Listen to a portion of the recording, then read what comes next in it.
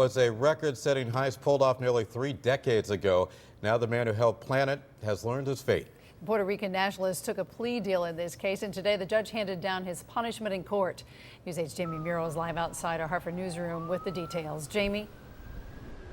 Norberto Gonzalez Claudio really didn't look like a man about to head to federal prison today. He was smiling, laughing, quite jovial, really.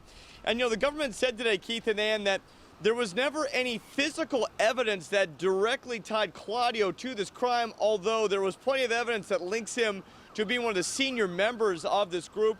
Claudio told the judge today that he wants to get back with his family as soon as possible and hopes that Puerto Rico will remain a free, democratic country. It was 1983 when a Wells Fargo in West Hartford fell victim to an armed robbery worth $7 million. The group behind the assault was an organization known as Los Macheteros, freedom fighters seeking independence from the United States. We don't feel it's a robbery. We believe it's an expropriation. Orlando Gonzalez Claudio served time for the robbery. His brother Norberto, believed to be one of the senior leaders of the group, was sentenced to 5 years in prison today. We are getting back only a very small part of the money and the assets of the Puerto Rican people that were taken by the United States since the invasion. It was at one time the largest cash heist in United States history. Norberto Claudio ran from authorities for almost 30 years, only to be arrested in Puerto Rico in May of 2011. He smiled often in court today, often laughing with family members before his sentence.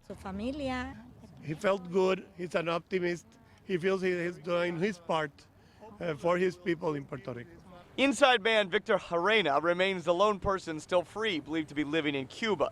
Meanwhile, the family vows to keep fighting for Puerto Rico's independence, all while patiently waiting for Norberto to be released to his native land. Do you or your brother have any regrets? No. On the contrary, we are very proud of what we have done, and we want the people to keep fighting the way we have done.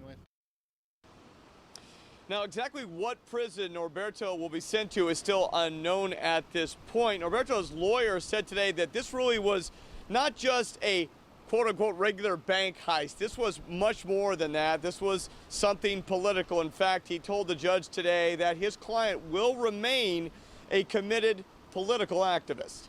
We're live in Hartford tonight. I'm Jamie Muro, News 8.